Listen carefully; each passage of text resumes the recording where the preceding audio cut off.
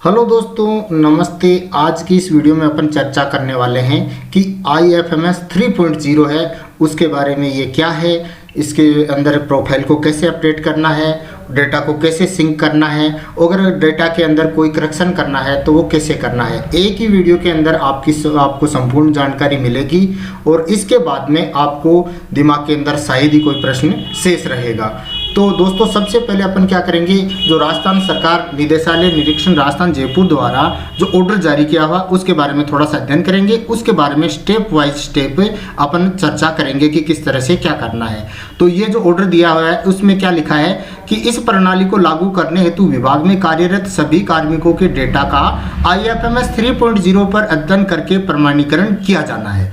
तो विभाग में कार्यरत सभी कार्मिकों को निर्देशित किया जाता है कि वे अपने SSO को में लॉगिन करके IFMS 3.0 में एम्प्लॉय सेल्फ सर्विस ESS में जाकर अपनी प्रोफाइल में आवश्यक या वांछित प्रविष्टियां का अद्यतन करें। यदि किसी कार्मिक के जन आधार का डेटा नियुक्ति आदेश के डेटा से भिन्न है तो नियुक्ति आदेश के अनुसार ही उसे यथाशीघ्र संशोधन करवाएं और प्रत्येक कार्मिक स्वयं से संबंधित डेटा को दिनांक 13 फरवरी 2024 तक आवश्यक रूप से अद्यतन करें। यानी ये 13 फरवरी को दिया हुआ है, तो 9 फरवरी को जो ऑर्डर जारी किया हुआ है उसके अंदर 13 फरवरी की डेट दी हुई है, लेकिन आज डेट तक भी ये शुरू नहीं हुई है सर्विस से। तो इसके अंदर जो डेटा फेच नहीं हो रहे हैं, ऑथराइज नहीं हो रहे हैं, तो जाहिर सी बात है कि आप ये डेट है वो आगे बढ़ने वाली है।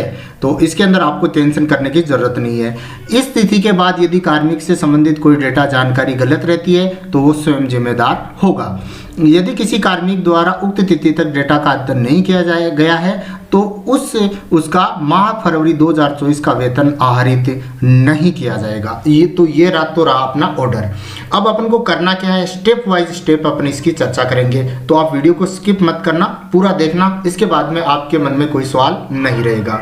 तो वीडियो शुरू करने से पहले बता दूं, अगर चैनल पर नए हैं तो चैनल को सब्सक्राइब कर लें और बेल आइकन को ऑन कर लें। तो जैसे ही आपको नई जानकारी आएगी उससे आप लगातार अपडेट रहेंगे। तो शुरू करते हैं दोस्तों। अपन पहली स्टेप अपन को क्या करनी है, तो पहली स्टेप में क्या करना है दोस्तों, आपको गूगल पे जाना है और गूगल पे जाके आपको IFMS 3.0 है उस पर क्लिक करना है। जैसे ही आप इस पर क्लिक करोगे तो इस तरह से साइट अपने सामने खुलेगी।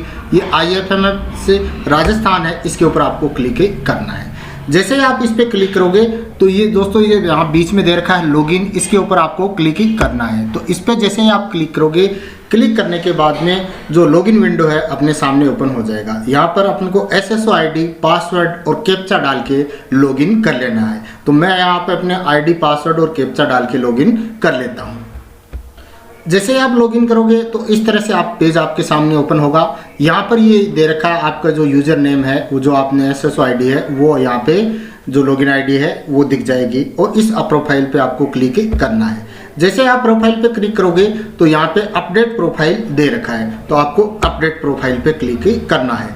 तो अपडेट प्रोफाइल पे क्लिक करोगे तो यहाँ पर इस तरह से पेज है वो पूरा आपके सामने खुलेगा। तो इस पेज के अंदर विशेषता ये है कि यहाँ से आप करेक्शन बिल्कुल नहीं कर पाएंगे, सिर्फ डेटा को देख सकते हैं और डेटा को सिंक कर सकते हैं। तो इसके अंदर क्या दे रखा है, SSO ID, old SSO ID, department ID, Aadhaar number, Bhamashah ID, Bhamashah member ID, Jan Aadhaar ID, Jan Aadhaar member ID, first name, last name, display name, date of birth, mobile number, अगर टेलीफोन नंबर दिया है तो वो, मेल ID आपकी, सिटी और जो स्टेट है, user type जैसे गवर्नमेंट है तो गवर्नमेंट है यहाँ पे दे रखा है, आपका एम्प्लॉय नंबर दे रखा है, आपकी डेसिग्नेशन दे रखी है, आपका डिपार्टमेंट दे रखा है और इसके बाद में पोस्टल पिन कोड दे रखे हैं। फ़ोटो यहाँ पे नहीं आ रखी है, आपको कुछ नहीं करना है। यहाँ पे जेंडर दे रखा है, पोस्टल एड्रेस दे रखा है और इसके बाद में आपको यहाँ पे लिख रखा है सिंक यूर डिटेल। तो अगर इसके अंदर पूरी डिटेल सही है तो यहाँ से आप इसको सिंक कर सकते हैं।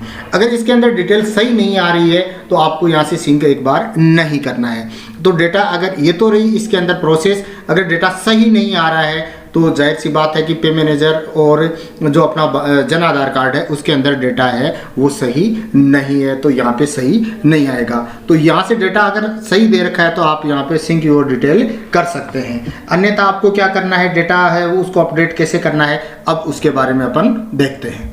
अब क्या करना है दोस्तों, आपको जो पे मैनेजर है उसकी साइट पे जाना है और ID और पासवर्ड डाल के इसको लॉगिन कर लेना है। तो जैसे ही आप आईडी पासवर्ड डाल के लॉगिन करेंगे तो इस तरह से पेज आपके सामने आएगा।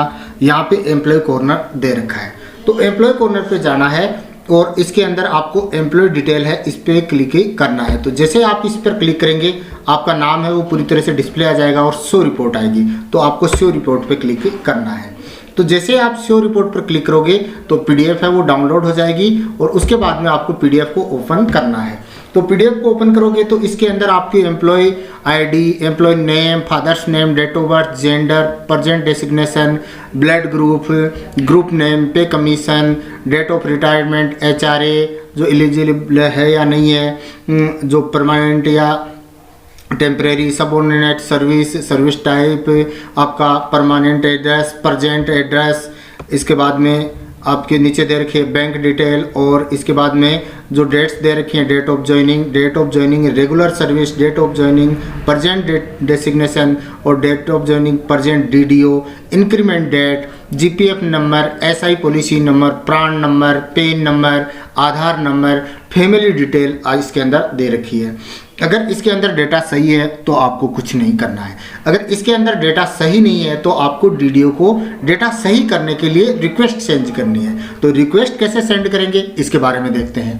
तो रिक्वेस्ट सेंड करने के लिए आपको एम्प्लॉय कॉर्नर पर जाना है और एम्प्लॉय कॉर्नर पर जाके यहाँ पर मास्टर डेटा रिक्वेस्ट इसके ऊपर जाना है और इस पे जाने के बाद में इसके अंदर बहुत सारी जैसे चीज़ें रखें, update employee pay date, add SIL premium amount, employee scheme request, update number detail request, personal data request, bank account update और पर्सनल डिटेल अपडेट।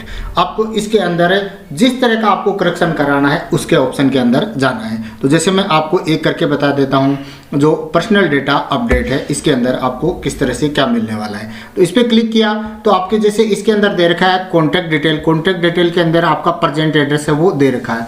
इसके अंदर आपका सही है तो ठीक है, अगर सही नहीं है तो आपको इस पर सही कर देना है और यहाँ से आपको PDF फाइल है वो पहले से सेव कर लेनी है। जैसे कोई आधार कार्ड है या फिर अन्य कोई चीज़ है जो डॉक्यूमेंट है जो इसके लिए वेरीफाई करने के लिए होता है, उसकी PDF बना लेनी है और यहाँ से आपको इसको चूज फाइल करके चूज कर लेनी है और यहाँ से आपको अपडेट है वो ऑप्शन पे क्लिक कर देना है। जैसे आप अपडेट ऑप्शन पे क्लिक करोगे तो ये रिक्वेस्ट है वो डीडीओ के पास फॉरवर्ड हो जाएगी। डीडीओ आपका जो सपोर्टिंग डॉक्यूमेंट है उसको देखकर उसको वेरीफाई कर देगा और वो जो रिक्वेस्ट है वो HOD के पास में चली जाएगी, वहाँ से वो अप्रूव हो जाएगी।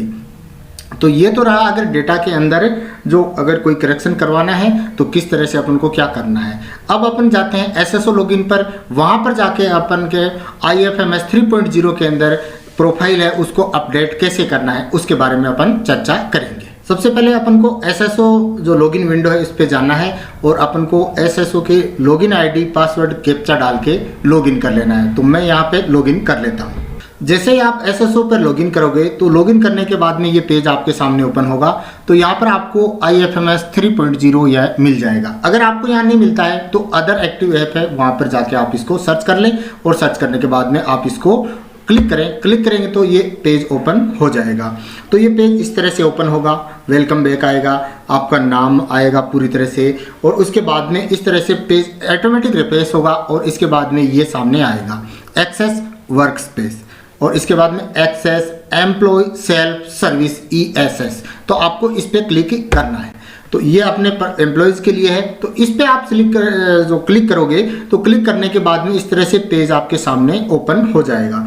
अब इसके अंदर मेन जो कहा गया है कि क्या करना है तो वो ये चीज़ करनी है दोस्तों। इसके अंदर जो माई एक्टिविटीज़ दे रखी है इसके अंदर यहाँ दे रखा है वेरीफाई पर्सनल इन्फॉर्मेशन, तो ये पेंडिंग चल रहा है यहाँ पे। तो अपन जैसे इस पे ऊपर क्लिक करते हैं तो क्लिक करने के बाद में यहाँ पे ये आ रहा है कमिंग सून, यानी अभी तक ये शुरू नहीं हुआ है। तो यही करने के लिए कहा गया था, ये अभी तक शुरू नहीं हुआ है तो जाहिर सी बात है डेट आगे बढ़ेगी। तो दोस्तों चैनल को सब्सक्राइब कर लीजिए। जैसे ये प्रोसेस शुरू होगी स्टेप वाइज स्टेप पूरी जानकारी आपको यहाँ पर उपलब्ध हो जाएगी। इसके साथ ही इसके अंदर और बहुत सारी चीज़ें हैं जो अपने पे मैनेजर पर देखते हैं, उससे भी वो इन्फॉर्मेशन है, उससे बढ़कर इन्फॉर्मेशन यहाँ पे अपने पास अवेलेबल है। तो जैसे यहाँ पे सैलरी स्लिप ले सकते हैं, GA55 ले सकते हैं। इसके बाद में दोस्तों इसके अंदर सैलरी एडवांस है वो अभी तक ऑप्शन शुरू नहीं हुआ है। जैसे ही शुरू होगा वीडियो अपलोड कर दिया जाएगा।